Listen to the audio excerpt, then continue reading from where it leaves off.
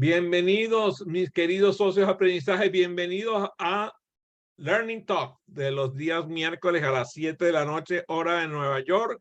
Hoy comenzamos en honor a mi querida Tilly, empezamos un minuto antes para siempre honrar que ella está con nosotros a tiempo.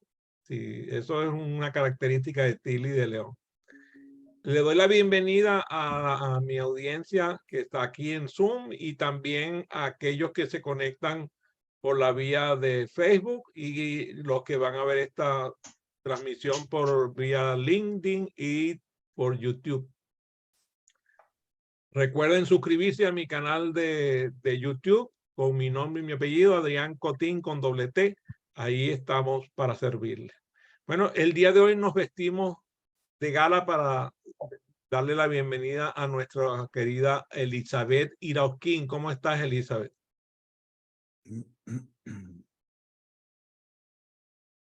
Ya está encontrando su micrófono. Tú Muy sabes, bien, muy feliz de estar aquí, muy emocionada por verlos a todas las personas que se conectan también, para compartir contigo, como siempre, maravillosas enseñanzas, maravillosas experiencias y aprendizaje, y que eso pues nos permita seguir creciendo personal y comunitariamente a todos en esta maravillosa comunidad de aprendizaje y de crecimiento en esta noche. muchas gracias, Elizabeth. Y también le doy la bienvenida muy querida a mi querido Francisco Duarte desde Miami. Ambos están en Miami, por cierto, qué casualidad. Adelante, Francisco. Bueno, gracias, Adrián, por la invitación a este Learning Talk y gracias a todos los que están conectados en esta actividad. Bueno, encantado acá de poder compartir con ustedes y generar un espacio de reflexión y de aprendizaje en común. Así que bueno, gracias y adelante. La ocasión es anuncia un encuentro presencial entre Elizabeth, su querido y amado esposo Simón, que hoy no nos acompaña por estar cumpliendo compromisos en el país de Ecuador, y Francisco, quien va a estar acompañado en ese momento por su esposa Bárbara, que me van a recibir y voy a ser su huésped durante varios días allá en la ciudad de Miami. Y vamos a conducir el programa Técnicas Creativas de Facilitación los días jueves 8 y viernes 9 de diciembre en un hotel de la localidad de Miami. Estoy muy contento y muy orgulloso por eso. Y como el programa se llama Técnicas Creativas de Facilitación, la mejor forma de invitarlos a ustedes y de incentivar a que la gente adquiera esas técnicas creativas de facilitación es mostrar técnicas creativas de facilitación. Y eso es lo que pretendemos tanto Elizabeth como Francisco como yo en la noche de hoy.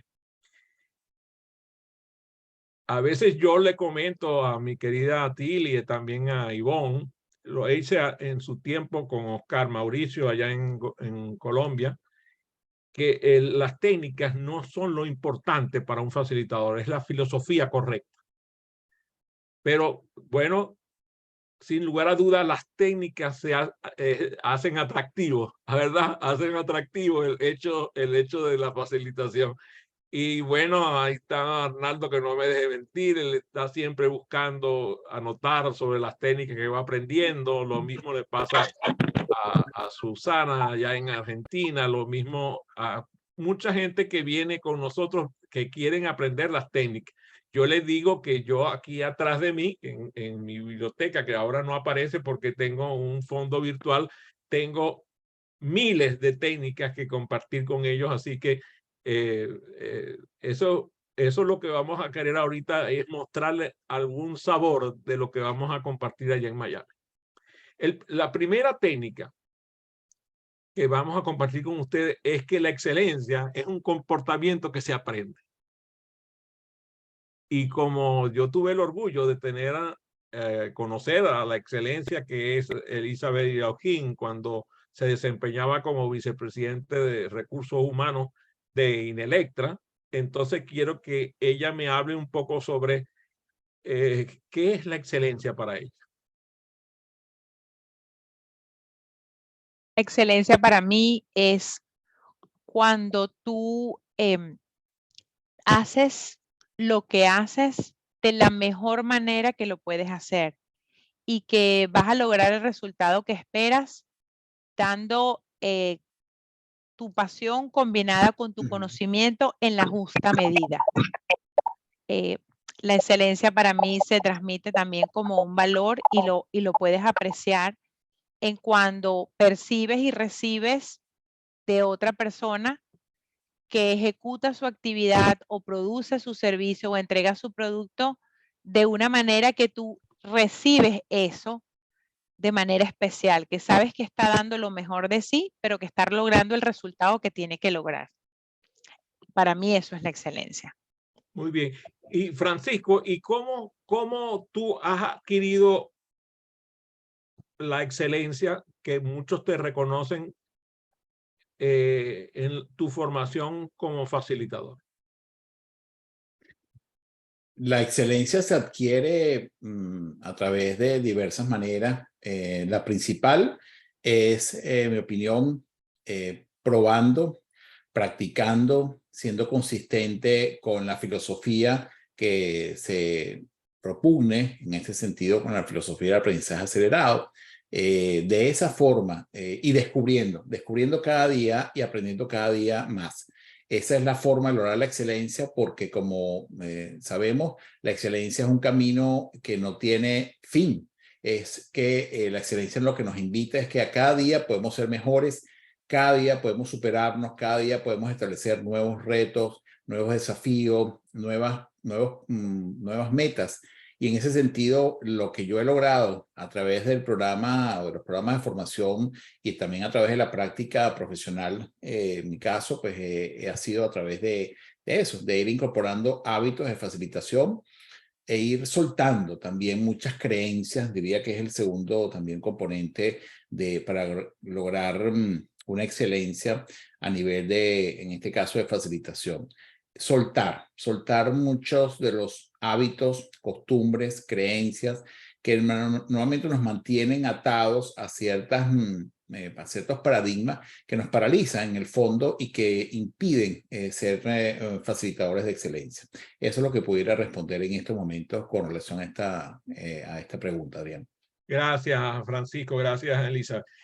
Yo aprendí con Charlie, que está aquí con nosotros, con Carlos Ruiz, que la excelencia es el reflejo de las pequeñas cosas que hacemos correcta y consistentemente. Me encanta esta manera que él la expresa cuando trabaja con sus clientes, porque no estamos hablando de actos heroicos, está hablando de un hecho diario, de hacer las cosas bien hechas correctamente de forma consistente. Y eso también lo hemos aprendido con Luis de la Torre, que todavía no ha llegado a esta sala, pero que espero que se asome por unos minutos, que él habla de los microhábitos, ¿verdad? De adquirir los microhábitos. Esa maravilla que son los microhábitos, a mí me han traído unos beneficios extraordinarios. Yo, por ejemplo, me doy cuenta de cómo vamos adquiriendo eso, igual que como pasa con los jugadores de deporte, ¿verdad? Que practican a diario. Un futbolista patea frecuentemente, corre frecuentemente, se cae frecuentemente, practicando para cómo lo va a funcionar cuando vaya al juego. El beisbolista igual empieza a batear y batear y batear, y mientras más batea, más batea, más batea, sigue bateando, y así los músculos se van acostumbrando. O sea, la excelencia es un comportamiento que se aprende y se aprende bajo la práctica. Y una de las cosas que hacemos es proponer que vengan los facilitadores a facilitar, y a facilitar se aprende como, Ivonne, que a mí se me olvida, tú sabes que tengo a veces el problema de la mente, que se me olvidan las cosas. ¿Cómo se aprende a facilitar? Facilitando. Facilitando. Ay, qué cosa tan sencilla, ¿verdad? Y parece una perogrullada, pero no lo es. Es exactamente eso, concentrarse fundamentalmente en que la práctica diaria es la que adquiere la excelencia de un facilitador. Entonces, esa es una técnica valiosísima, la práctica que conduce a que el comportamiento se vuelva habitual, que tengamos instalado eso en la memoria corporal. Por eso hablamos de incorporar el aprendizaje, meterlo dentro del cuerpo. Ujú. Uno de los mayores enemigos también que tiene el facilitador son sus hábitos. Me gustaría entonces, Francisco, que me digas cómo has observado esto y cómo propones trabajar estos hábitos de una manera que se desaparezcan de nuestra conducta. Bueno, justamente esos hábitos que por algunas diversas razones se nos instalan, y me refiero a estos hábitos que no propugnan una excelencia en la facilitación, son muchos, ¿no? Yo prefiero hablar justamente de cómo superar estos hábitos y es buscando las maneras de implementar o de practicar otros hábitos, ¿no? Por ejemplo, un hábito muy natural, digamos, en muchas oportunidades, es el hábito de la impuntualidad, ¿verdad? Si es desde el punto de vista negativo. Justamente yo siento que la excelencia de un facilitador comienza por adquirir ese hábito. Y a algunos nos cuesta mucho adquirirlo porque hemos estado acostumbrados durante muchos años a practicar o a no tomar en cuenta por ejemplo, un hábito de esa naturaleza. Entonces, siento que es justamente el concientizar acerca de la importancia por qué ese elemento puede ser fundamental para una facilitación de excelencia. Otro de los elementos importantes es por lo tanto, eso significa lo anterior que dije, el darse cuenta de que necesito justamente modificar mi conducta si quiero obtener un resultado diferente y que además cada conducta tiene una implicación. En la medida que no la practicamos, no la ejercemos, pues eso tiene unas consecuencias directas en nuestra imagen, en nuestra credibilidad, en nuestra confianza, etc. Lo otro es justamente a nivel de plantear hábitos en el facilitador, justamente, o de contraponer pues, estos hábitos negativos, es justamente el hecho de poder reconocerlos. Es el primer paso, ¿no? De justamente identificar cuáles son esos hábitos que nos pueden estar limitando nuestras prácticas. Por ejemplo, el tema a hacer las cosas de una determinada manera o hacerlas porque los demás igualmente las hacen. Y voy a referirme a un solo ejemplo. Hemos venido adquiriendo el hábito, o yo he venido adquiriendo el hábito de la importancia de tener la cámara encendida. Y justamente esta mañana, por unas razones que no vienen al caso, pues no la podía tener. Y eso ya genera en mí algún tipo de necesidad o de importancia de poder darme cuenta de que la cámara encendida es un símbolo de respeto, es un símbolo de atención, es un símbolo de poder estar ahí conectado con el otro. Y fíjense que en nuestras prácticas cotidianas de facilitación a nivel virtual, muchas empresas, organizaciones no le dan importancia a ese aspecto, por las razones que fuesen, no entro a adjetivar. Y eso tiene que ver justamente con la adquisición de nuevos hábitos en este nuevo proceso, ¿no? Y finalizo con el decir, bueno, la importancia para adquirir hábitos de creatividad también, hablando justamente de este tema, la creatividad también es un hábito. Entonces tenemos que aprender y estamos aprendiendo en todos los procesos donde particularmente yo estoy participando a nivel de formación como facilitador y conferencista internacional en la necesidad de poder ser creativo. Y ser creativo no implica ser un ser extraordinario, significa justamente poder hacer de cosas pequeñas, como bien tú lo indicabas, Adrián, y como Charlie también pues lo asume como un criterio de excelencia, el hecho de poder explorar de la mejor forma de qué manera podemos presentar las cosas de una forma agradable, novedosa, distinta y sobre todo significativa, que sería, en mi opinión, esa principal característica. Muy bien.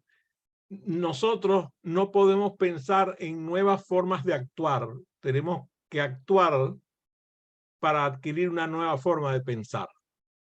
Nosotros no podemos pensar en nuevas formas de actuar. Debemos actuar para adquirir una nueva forma de pensar. Cuando cambia la forma de observar el mundo, ¿verdad, Arnaldo? Cuando cambia la forma de observar al mundo, así cambia tu actuar, al cambiar tu actuar, cambia tu resultado. Cuando tenemos un hábito, a alguien se le ocurrió una idea, estoy seguro que a varios, a Susana, a Tilly, le han escuchado eso de que tenemos que cambiar un hábito durante 21 días para dejarlo instalado, ¿verdad? ¿Han oído ese discurso? Pues la verdad es que esa es una mentira gigantesca. Para que haya un cambio de hábito debe haber al menos 66 días consecutivos de comportamientos diferentes para cambiar ese hábito. Por lo tanto, lo que nosotros hacemos durante los programas de formación, como el que vamos a dar en Miami, es mostrarle a la gente cómo cambiar las cosas no va a suceder hasta que nosotros cambiemos la forma de hacer esa cosa. Hasta que nosotros no cambiemos la forma de hacer las cosas no van a cambiar. El hábito no va a cambiar porque nosotros vayamos a pensar que vamos a cambiarlo.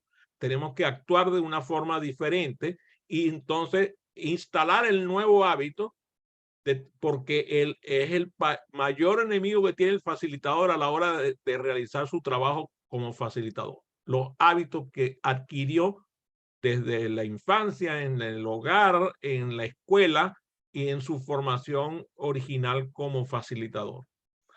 Hay hábitos que nosotros detestamos, pero que no cambiamos, y no los cambiamos precisamente porque necesitamos educarnos diariamente para efectuar ese cambio. Entonces, esa es una técnica infalible. Tenemos que aplicar una nueva forma de pensar para lograr una nueva forma de actuar, y tenemos que hacerlo de una forma consistente durante al menos 66 días. ¿Qué les parece esto? Si les parece una idea excelente, levanten sus brazos. Ah, qué bueno, oye, qué bueno, gracias por eso. Muy bien. Ahora les traigo una técnica que es un tiro al piso, como dicen en Venezuela. ¿Cómo lo dicen allá en Colombia? Lo dicen igual, Tilly, Oscar, Mauricio, un tiro al piso. ¿Tiro al piso? Que no falla. En Venezuela se dice un tiro al piso porque no hay forma de fallarlo, ¿verdad? Si tú le tiras un tiro al piso, no hay forma de fallarlo. Bueno, este es un tiro al piso. Y para hablar de ello, quiero invitar a Elizabeth, que es la proporción 3:1. ¿Qué quiere decir esto? Que nosotros como facilitadores debemos realizar 3 actividades diferentes para poder lograr que nuestros socios de aprendizaje adquieran la ejecución de un objetivo. ¿Cómo has comprobado eso en tu propio quehacer como facilitadora? Que tienes 3 objetivos para lograr en 3 actividades diferentes que el socio de aprendizaje adquiere un objetivo de aprendizaje, Elizabeth. Bueno, para mí me ha ayudado el practicar y involucrar, primero entender y luego practicar, el involucrar al socio de aprendizaje en el proceso de la facilitación. O sea, tanto el facilitador como el socio forman parte de la experiencia de aprendizaje. Entonces, el hacerlo de manera consistente a lo largo de un proceso de aprendizaje una y otra vez con los diferentes temas, me ha ayudado a poder entender, cumplir el objetivo y que también el socio de aprendizaje lo logre.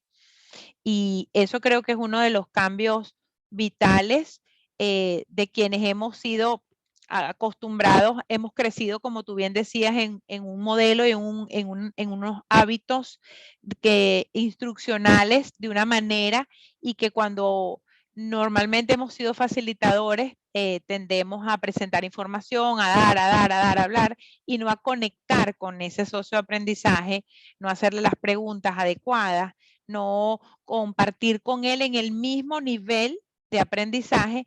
Entonces, pues no se logran esos objetivos. Entonces, por eso esa conexión y esa participación de manera repetida es lo que una de las principales experiencias que puedo tomar, aprender y que siempre tengo presente para modificar en mi hábito como facilitador.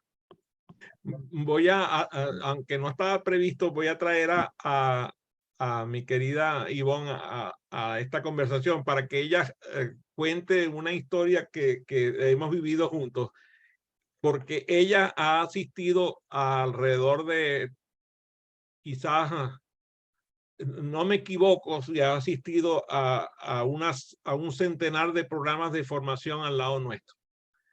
Y a ella le ha tocado, por ejemplo, ver el ciclo del aprendizaje acelerado, que es fundamental para quienes estudiamos la metodología del aprendizaje acelerado. El ciclo del aprendizaje acelerado le ha tocado verlo y presentarlo en todas las formas habidas y por haber. Entonces me gustaría que les comente por qué es que es importante que haya una proporción 3:1, o sea, que cada facilitador presente un tema, lo presente, lo conversen entre los socios de aprendizaje, lo ejecuten. ¿Por qué eso de tres métodos diferentes para dar el mismo tema? Eso yo diría que es lo genial y lo que se debe hacer. Porque primero, como dices tú mismo, han sido diferentes formas de diferentes autores que los han creado. Entonces, me ha tocado, gracias a ti, investigarlo, presentarlo, y los hemos practicado. Entonces, esos pasos del ciclo de aprendizaje acelerado están casi que ya inmersos en mi sangre, pues en el torrente sanguíneo. Ya todo lo sé de como tú lo quieras poner. Y ha sido excelente porque ya hasta dormida creo que los puedo decir, todos los pasos.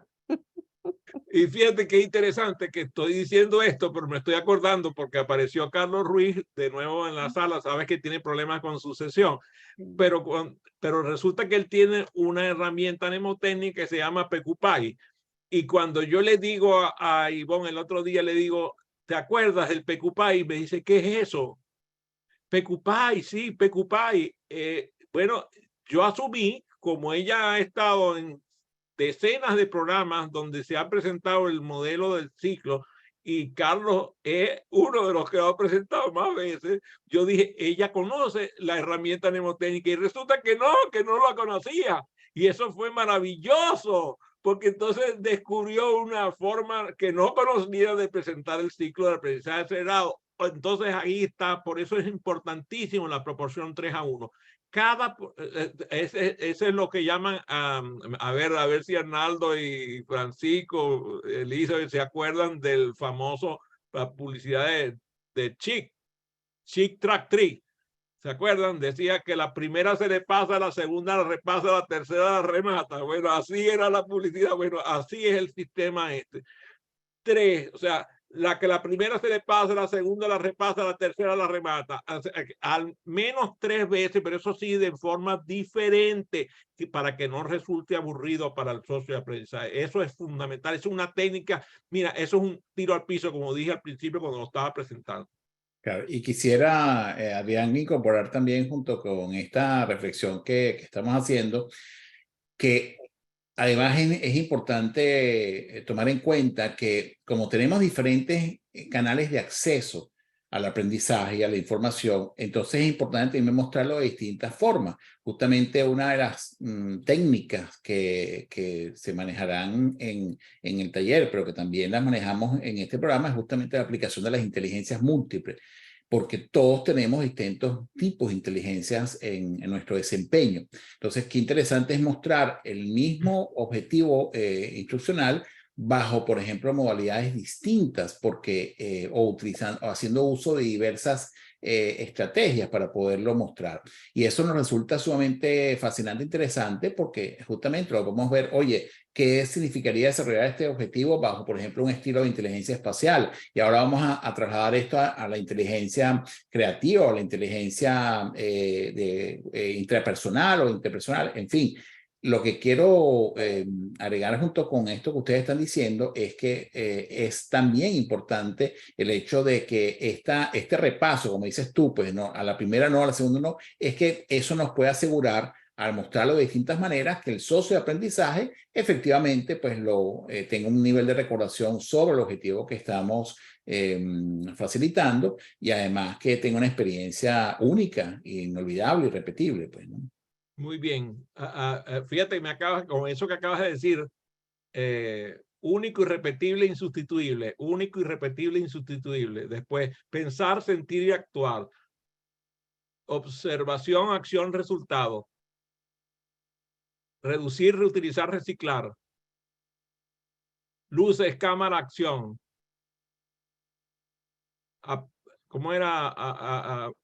Apunte, ¿cómo era? Apunte, listo, apunte, fuego. En sus marcas, prepárense, vamos. ¿Por qué estoy haciendo este relato en tríadas? ¿Por qué creen ustedes que estoy haciendo este relato en tríadas? A ver, especulen.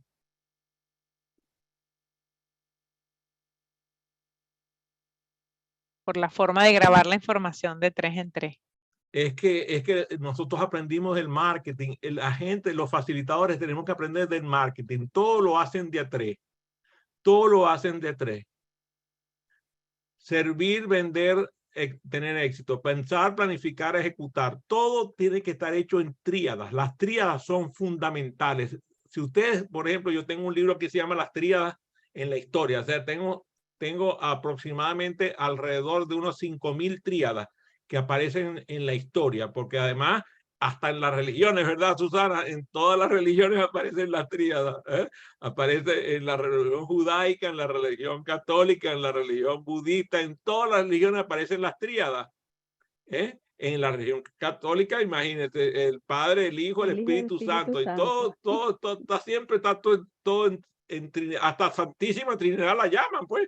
Entonces, aquí es la regla de 3. Nosotros educamos a nuestros socios de aprendizaje en que aprendan la regla de 3. A ver, Elisa, ¿por qué hacemos eso? Porque de esa manera nuestra mente está condicionada para ir aprendiendo esos chunks de información. Los podemos recordar de manera más precisa, de 3 en 3. Por eso a veces los números de teléfono, las direcciones, no los aprendemos de 3 en 3. No le digas eso, Susana, no le digas eso, Susana, porque en Argentina los teléfonos no están hechos así. Entonces resulta que nosotros aquí en Estados Unidos tenemos 301-448-5400, lo hacemos así el chunking, ¿verdad? Hacemos el chunking de esta manera, pero en Argentina no se puede porque el número tiene 8 cifras, así es, ¿verdad, Susana? Y creo que en Europa también hay muchas, cuando no son en chunking, a mí no hay forma que me aparezca. Yo en cambio me puedo aprender los números telefónicos muy fácil aquí, pero allá no me puedo aprender ninguno, ni de los amigos más queridos. Tengo que anotarlos. Entonces, por eso, como dice Elizabeth, esos son como clavijas para la memoria, como nosotros entonces educamos a nuestros socios de aprendizaje, y van a ver cuando los que vayan al programa, van a ver cómo las tríadas están permanentemente en el verbo del facilitador. Y es interesantísimo porque es imposible olvidar el cerebro triuno, o olvidar la manera de otorgar la retroalimentación. ¿Cómo es la retroalimentación? A ver si se acuerdan, a ver cómo es. A ver, no. Variable, intermitente y al azar. Variable, intermitente y al azar. Todo hecho en tríadas para que el socio de aprendizaje lo pueda recordar mnemotécnicamente más fácilmente. Esa es una técnica sencilla de aprender, pero poco utilizada por nuestros docentes. Por eso es que ellos vienen y ponen 9 reglas, 14 reglas. Y ahí no hay forma de que el estudiante se lo aprenda, porque no está. Si lo dividieran en grupos de 3, la cosa funcionaría de forma diferente. ¿Qué les parece cómo vamos con las técnicas creativas de facilitación? ¿Vamos bien? ¿Vamos bien? Muy bien. Ahora quiero que Francisco nos hable sobre la importancia de la repetición espaciada como madre de todo el aprendizaje. ¿Cómo es eso de la repetición espaciada? ¿Cómo hacemos eso de la repetición espaciada en nuestros en nuestras experiencias de aprendizaje y por qué es una técnica que funciona de maravilla. Bueno, la técnica de la repetición espaciada lo que invita es justamente a ir rescatando esto que llamamos metacognición, vale decir, la posibilidad que yo tengo de extraer de experiencias personales o profesionales justamente reconstrucción de por qué una experiencia puede haber sido significativa para mí o para la empresa.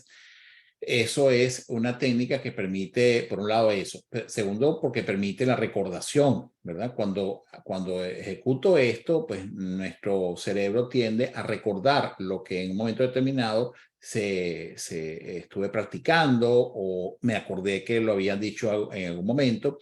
Y entonces justamente voy adquiriendo el aprendizaje de esa manera también, parcelada, pero donde influye la recordación.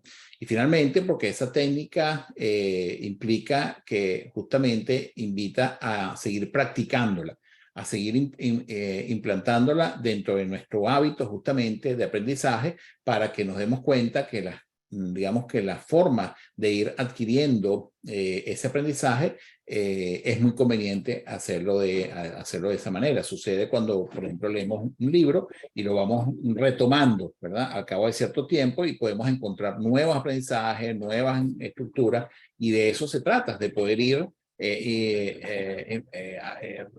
haciendo de esta manera un proceso de aprendizaje efectivo, pues, ¿no? Y ahí entonces entra un fenómeno interesantísimo y es que eso permite la reflexión, como bien dice Francisco, la mejor comprensión de lo que vamos aprendiendo, la práctica de lo que vamos aprendiendo y la aplicación de lo que vamos aprendiendo. Ahora, ¿cuál ha sido una de las grandes ventajas de la educación virtual? Precisamente el hecho de que la mayoría de los programas que se dan virtualmente no duran más de 2 horas. Entonces, los programas, por ejemplo, como el nuestro de formación de facilitadores virtuales, son 5 entregas de 2 horas, con una semana entre en un evento y otro. Eso permite que el estudiante aprenda más fácilmente, más eficientemente. Es igualito que aprender a jugar un deporte. No es lo mismo, ¿verdad? Una práctica que se realice con un tiempo entre una práctica y otra, a que, por ejemplo, te pongan a jugar 5 horas seguidas, que terminas extenuado y terminas no aprendiendo. Entonces, en la formación como facilitador, vas a aprender a cómo espaciar las experiencias de aprendizaje para tener mayor eficiencia. La temporalidad es fundamental en el aprendizaje. Aquí me refiero a una experiencia que vivimos Elizabeth y yo cuando trabajaba ella en la empresa de consultoría porque querían dar un programa de formación de facilitadores en su empresa y ella quería que lo tomaran y resulta que el cuerpo que estaba tomando la decisión de la realización decían que si no se podía dar en un solo día. Entonces ella, ¿sabes? Decía, pero no puede ser, o sea, esto es un programa de verdad, necesitamos que la gente tenga temporalidad para aprender. Entonces yo le dije a una cosa, proponle que demos el programa intravenoso, pues. Lo demos intravenoso. Bueno, de verdad le dije otra cosa más vulgar, pero no la voy a decir aquí porque yo soy un hombre muy correcto y no digo cosas feas en la sesión. Entonces, Elizabeth le decía eso precisamente, necesitan temporalidad. Por eso es importante. Entonces, cuando te formas como facilitador al lado nuestro, empiezas a aprender que es importante espaciar entre una formación y otra para que pueda adquirir el proceso de reflexión, comprensión, práctica y aplicación. A ver, cuénteme qué les parece esta contribución como técnica a aprender por un facilitador. Le gustó a Arnaldo, le gustó a Elizabeth, le gustó a Ivonne. Ah, Susana también, qué bueno, qué bueno. Muy bien. Ahora me voy con Elizabeth de nuevo. ¿Por qué es importante enseñarles a los socios de aprendizaje el por qué antes del cómo? Para poder liberarles en su mente, despejarle la inquietud, la apertura para recibir ese nuevo conocimiento. Y que si tú no entiendes el por qué, el para qué estás haciendo algo, no te va a ser más fácil el cómo lo vas a hacer. El cómo, o incluso cómo puedes conseguir las formas, diferentes formas de hacer algo, ¿no? Te permite que tu creatividad se manifieste. Entonces, lo que no conozco o entiendo, a veces no tengo maneras creativas de conseguirle una respuesta. Muy bien, voy a traer a Oscar Mauricio a esta conversación porque con la experiencia empresarial que él tiene, que es muy dilatada, nos puede contribuir. Oscar, tú y yo hemos hablado en el pasado de esto, de cómo es importante que los gerentes, los directores, la gente que supervisa, se ocupe principalmente de el por qué antes de decirle a la gente lo que quieren que hagan y lo que quieren y cómo lo tienen que hacer. Cuéntanos un poco, ha sido tu experiencia educando a tus gerentes a que hagan esto. Sí, Adrián, buenas noches y buenas noches a todos. Mire, acá yo creo que tiene más vigencia que nunca el nuevo paradigma que hemos aprendido acá en la empresa, que es el pensamiento derecha-izquierda, que estamos acostumbrados siempre a pensar hilando y no comenzar con el resultado en la mente. De tal manera que en el momento en que sepamos hacia dónde vamos, simplemente nos devolvemos para saber qué proceso necesitamos para lograr el resultado. Porque no nos vamos a contentar con un resultado, digamos, medio, si realmente podemos alcanzar un resultado excelente. Y ahí está, o sea, primero mostrarles el beneficio antes de decirle el qué y el cómo, porque entonces estamos empezando con el burro puesto detrás de la carreta. Correcto. En este caso la propuesta, por eso me encanta que lo diga uno que no es el trío que estoy conversando hoy, sino que venga alguien muy experimentado como es el caso de Oscar.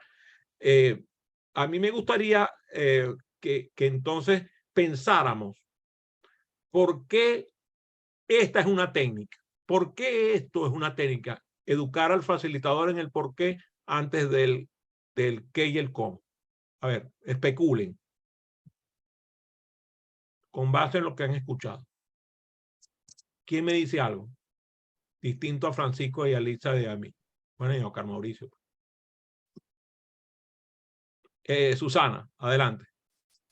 Tienes que encender el micrófono porque la capacidad de leer los labios es mínima en este grupo.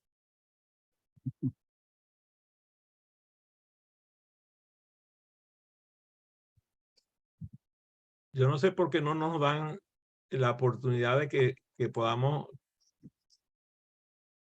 lograr quitarle, ¿verdad? Poner el micrófono a la gente desde el... Ya, ahí está. Ahí tienes audio, ya tienes audio. Sí, adelante. Estoy más mal porque con el celular muy chiquito. No, es una técnica porque tiene ciertos pasos, ¿no? O sea, es una sucesión que se va encadenando, ¿no? No. Muy bien, sí, sí. ¿Sí? Bien. Muchas gracias, Susana. A ver, Tili. Por favor. Yo diría que es una técnica porque permite, a medida que se va practicando, se va volviendo un hábito bueno en ese proceso.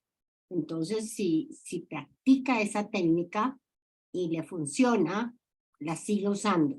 Si no le funciona, a lo mejor no la vuelve a usar. Pero les voy a decir un secreto, el por qué incluimos esta técnica en el programa.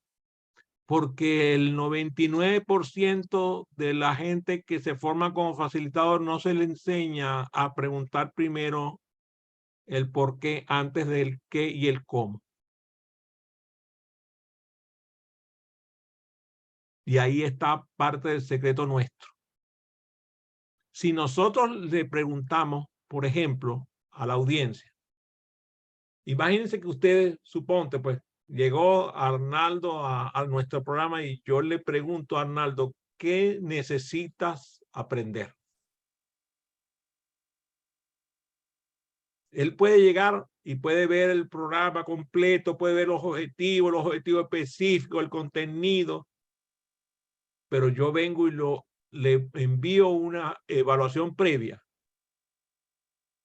y me doy cuenta de lo que según mi apreciación en la evaluación, él necesita aprender.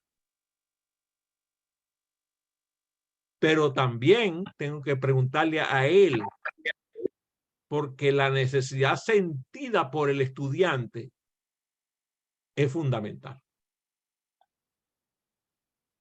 Lástima que no esté Charlie aquí, porque me sumaría decirles que Oscar Mauricio realizó la evaluación previa que realizamos para los programas de formación de facilitadores virtuales y dio el mejor resultado que hemos tenido históricamente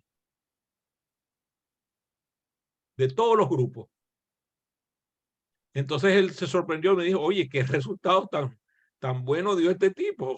Y yo le dije, lo que pasa es que tú no sabes que este tipo está educado ya en aprendizaje acelerado. Es lo que viene a aprender sobre facilitación virtual. Es interesante ver cómo una persona que tomó el programa de formación de facilitadores hace 20 años adquirió habilidades y conocimientos y actitudes que se mantienen y han acrecentado con el tiempo, ¿verdad? ¿Es por qué? Porque nosotros, además de saber eso, necesitamos que el socio de aprendizaje sienta cómo el resultado de lo que está obteniendo le está educando. Y aquí pasa algo interesantísimo, se los voy a contar. Esto es voy a contar una confidencia. Estamos en una sesión de aprendizaje, estaba varios de los que están aquí, estaba solamente Ivonne, y hablamos de las leyes de Robert Pike, las leyes de Pike. Se supone que una persona que ha sido formada en aprendizaje acelerado conoce las leyes de Bob Pike. Conoce las leyes de Bob Pike. Entonces, vengo yo y viene alguien de los que estaban en la sesión y pregunta, ¿quiénes no conocen las leyes de Robert Pike? Y viene Oscar Mauricio y levanta la mano. Muy interesante, ¿verdad? ¿Cómo es posible que él conozca las leyes de Bob Pike y diga que no las sabe? Y la verdad es que hace mucho tiempo que no las estudiaba. Entonces, eso nos deja ver una técnica, y es que las cosas por sabidas se callan y por calladas se olvidan. Entonces, yo quiero que ahora hable mi querida Elizabeth sobre qué significa lo que nosotros queremos que hagan los socios de aprendizaje que van a asistir al programa de técnicas creativas de facilitación cuando terminen sus 2 días de programa. ¿Qué queremos que hagan? Que tengan que queremos que hagan, que implementen en sus trabajos, en su manejo de equipo de personas, en sus actividades de facilitación, todas las experiencias que van a vivir en esos 2 días. Que se llevan esa caja de herramientas para poder hacer sus actividades de mejor manera, que sientan que están empoderados y que tienen nuevas formas de conectar con sus audiencias y de lograr sus objetivos con sus socios de aprendizaje en el contexto integral, ya sea de manera personal o en las organizaciones donde están trabajando. Esa es la aspiración que tenemos, que con eso se vayan. Francisco, según tú,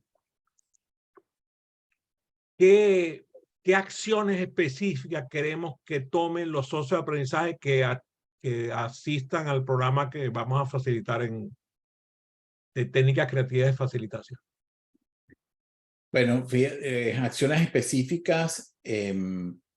Lo primero, lo que decía Lisa, practicar, practicar y practicar. Practice, practice and more practice. Porque la forma de aprender estas técnicas es justamente practicándolas, ¿no? Probándolas, equivocándose. Eso es una de las grandes, uno de los grandes beneficios que también el socio de aprendizaje puede adquirir en este taller. Darse cuenta de que el error es una fuente de aprendizaje. Muchas veces, históricamente y culturalmente, estamos pensando en que el error puede ser algo negativo y normalmente siempre se trabaja de esa forma en las empresas, ¿verdad? A nivel organizacional y a nivel educativo.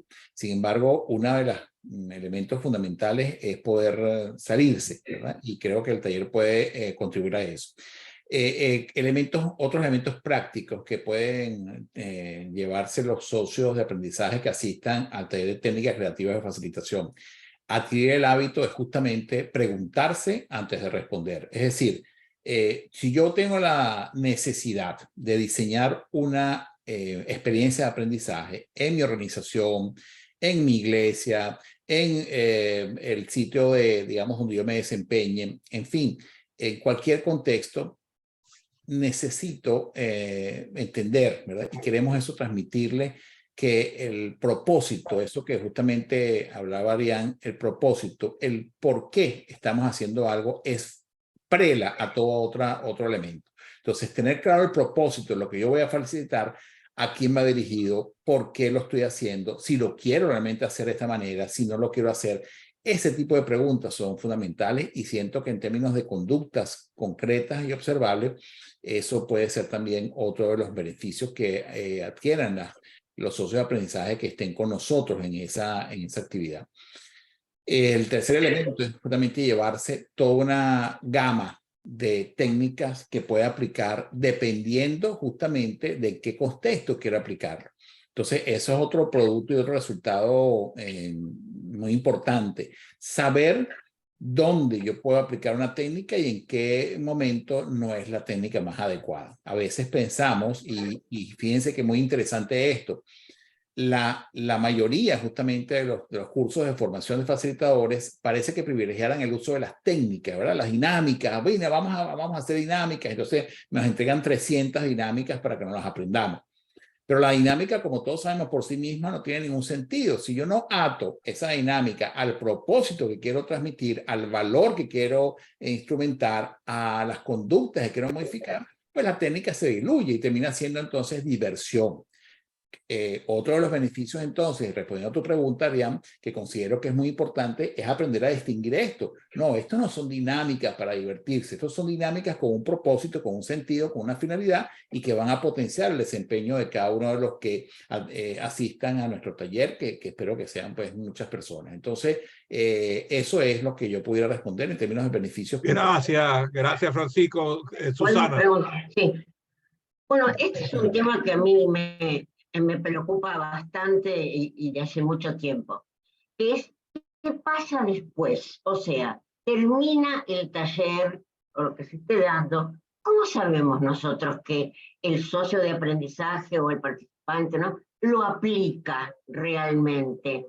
O sea, cuando nosotros terminamos ya es como los hijos son de la vida, hacen lo que hacen. O sea, creo, ¿no?, que a los modelos, ¿no?, de facilitación, de capacitación, faltaría o habría que pensar en un después. O sea, es decir, nosotros ya no tenemos más nada que ver con ese que nosotros formamos en el taller.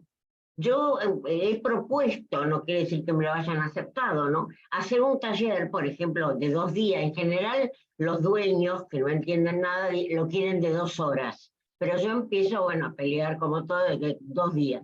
Bueno, y después de eso, que pase, por ejemplo, un tiempo, acá hablaban, no sé, de la la cosa espaciada, la repetición espaciada, o bueno, que pase un tiempo y volver a encontrarnos con esos socios de aprendizaje para ver qué pasó, porque si no realmente la transferencia al puesto de trabajo queda como fuera de nuestro, no voy a decir control, pero de nuestra responsabilidad. Entonces me parece que idear alternativas no estaría mal. A mí me parece. Voy a entregarte un par de comentarios al respecto. Sí. El aprendizaje no ocurre si la conducta no cambia. Eso es un hecho. Si no hay cambio en la conducta, no hay aprendizaje. Ahora, ¿de quién es la responsabilidad del seguimiento? Es una responsabilidad compartida. En el caso, voy a hablar por Adrián Cotén y por mi empresa Picios International. Yo creo que los que están aquí en esta sala te pueden garantizar algo. Y es que yo parezco perro de presa porque me le pego en la yugular a la gente. Pero sos una excepción. No, bueno, no soy tan excepción. Hay otros así que hacen lo mismo. Yo me pego detrás de la gente para buscar acompañarlos el mayor tiempo posible. Ahora, te voy a decir una cosa. Yo aprendí que uno no puede ser un enamorado solo. Por lo tanto, tiene que haber una conducta de parte del socio de aprendizaje de corresponsabilidad. Si el socio de aprendizaje me muestra corresponsabilidad, yo lo acompaño el tiempo que quiera. Y eso no tiene nada que ver con negocio, no tiene nada que ver con horario, no tiene nada que ver con tiempo. Yo lo acompaño per secular seculorum. En el caso de las empresas,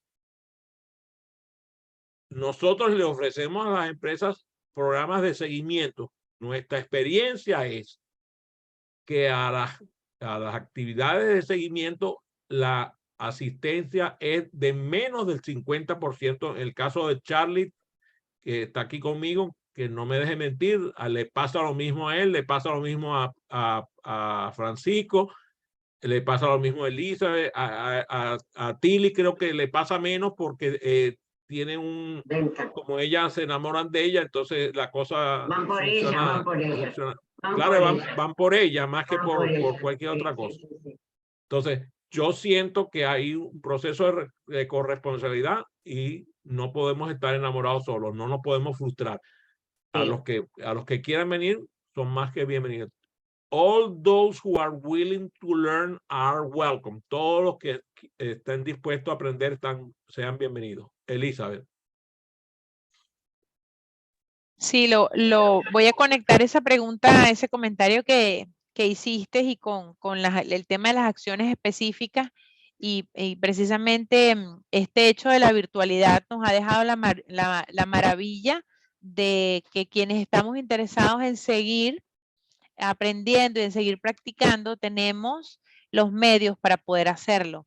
Y una de las acciones específicas que anhelamos con el programa que estamos haciendo de manera presencial es que puedan quedar conectados con la comunidad virtual con la que practicamos semanalmente diferentes experiencias de aprendizaje y ahí donde lo conecto con tu comentario. Es la manera de que el que quiere participar se conecta. Hay diferentes horas, diferentes días a la semana, pero oportunidades de practicar y de ver a los demás socios de aprendizaje también practicando las técnicas y trayendo aportes, pues yo diría que ahora ha sido una oportunidad maravillosa, al menos estos 2 años, de poder hacerlo y trabajarlo de manera virtual aún mucho más que antes, que había ese espacio era mayor aún. Ahorita es algo que semanalmente lo podemos mantener.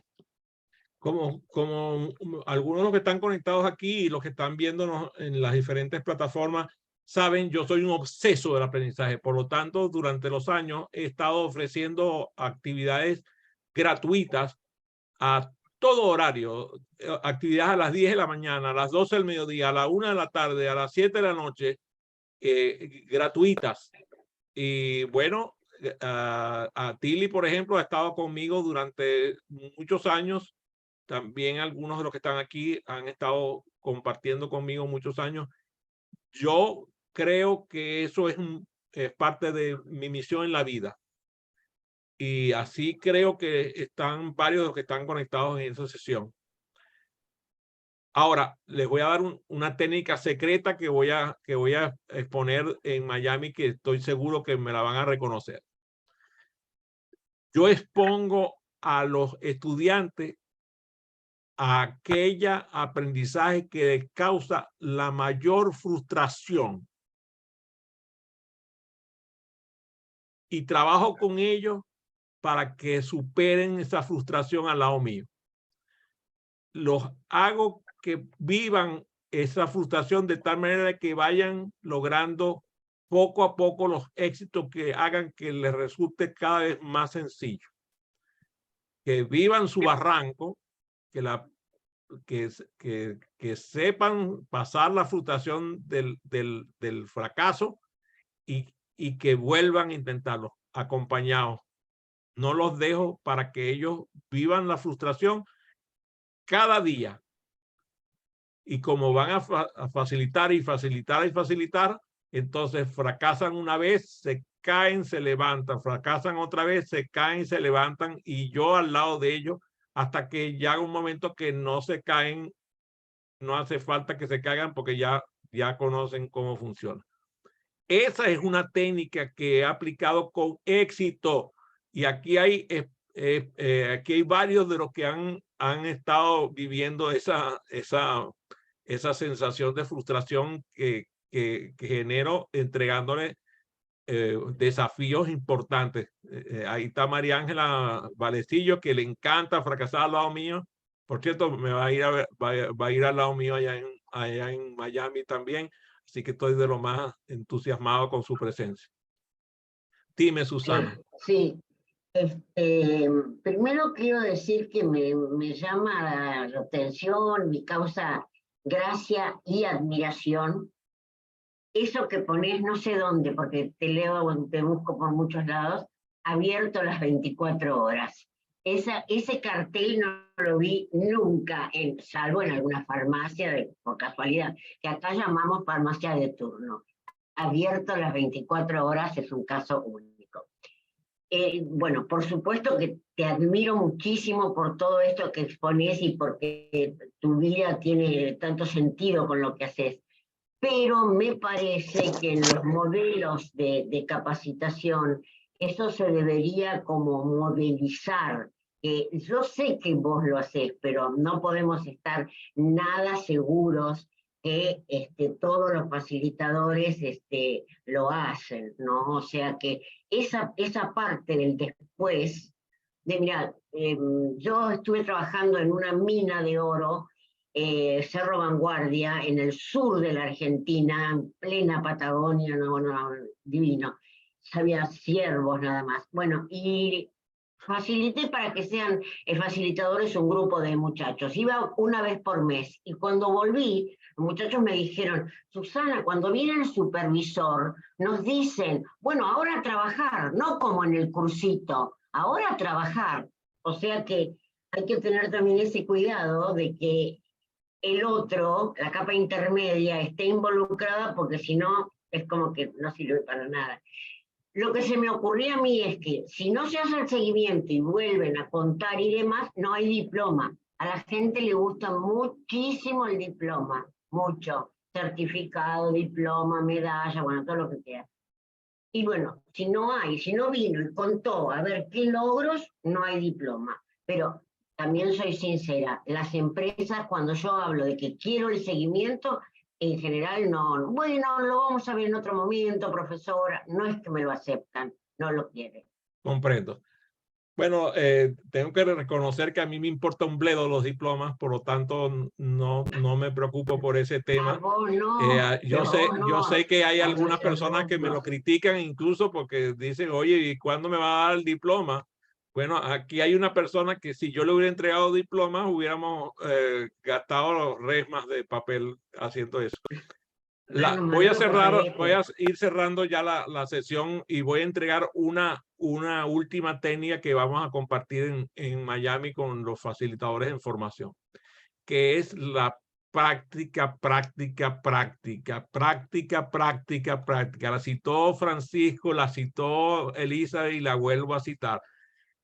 La facilitar se aprende facilitando y la clave es facilitar la mayor cantidad de veces posible, y además les prometo que nos vamos a divertir porque el aprendizaje es directamente proporcional a la diversión que se obtiene.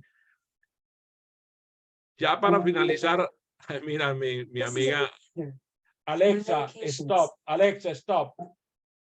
Esta muchacha es tan decente, ¿verdad? Ya para finalizar, quiero pedirle a mis queridos Francisco y Elizabeth que compartan un pensamiento final para despedirnos. Adelante, Francisco. Elizabeth. Adelante, Francisco. Okay. Dios mío, este muchacho siempre quiere mandarme a mí. Bueno, el pensamiento final es invitarlos a todos los que puedan acompañarnos en esta maravillosa experiencia que vamos a tener en Miami de manera extraordinaria, pero sobre todo a que entendamos que estamos en una comunidad de aprendizaje, si se puede dar ese nombre, que siento que es un verdadero espacio para oxigenarnos, para actualizarnos, para conversar no solamente sobre temas de carácter profesional, sino también de conversar sobre incluso algunos aspectos que pueden tocar nuestra vida personal o familiar. Entonces, siento que es un espacio de aprendizaje integral. Esa sería digamos, mi reflexión final, ¿no? Esto que vamos a vivir en Miami forma parte, es un componente más de todo este aprendizaje integral que hemos podido experimentar, o que hablo en primera persona, he podido yo particularmente experimentar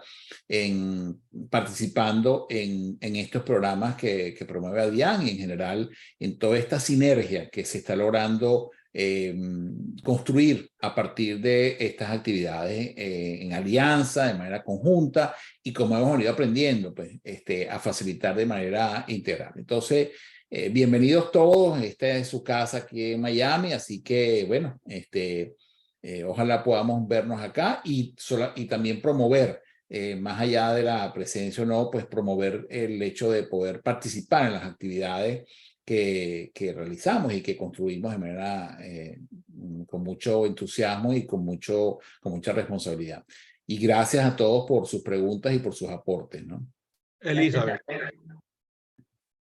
Bueno, solo invitarlos a que aprovechen esta fabulosa oportunidad para ven, toca y disfruta, para que abracen a Adrián, para que nos veamos físicamente, para que compartamos, ¿verdad? Ese calor humano que también hace falta para completar este ciclo de aprendizaje. Así que poder vernos en persona y disfrutar esos momentos, yo diría que es la parte más emocionante. A pesar de que compartimos y aprendemos y hacemos muchas cosas en la virtualidad, pero ese touch personal, el vernos ahí en persona, el comer juntos, el tomarnos un café, el pasar tiempo de calidad, wow, eso es una oportunidad, como dicen, para todo lo demás existe la tarjeta de crédito. Claro, muchas gracias. Un día por las montañas apareció un peregrino. Y fíjense, esa canción la cantaba mi tocayo Adrián, se la cantó a Juan Pablo, al San Juan Pablo II, cuando estuvo de visita en mi país, Venezuela, y conmovió a muchos, ese niño que cantaba esa canción. A mí me encanta pensar en que somos peregrinos del aprendizaje, que vamos por el mundo sembrando un apostolado de aprendizaje y amor. Amor por el aprendizaje, amor por las personas. Así que fue un gusto, un placer y un honor compartir con ustedes esta noche, y nos despedimos como siempre para vernos donde, Ivonne, que se me olvida. Qué bárbaro, ¿cómo es posible que En me el olvide eso? espejo.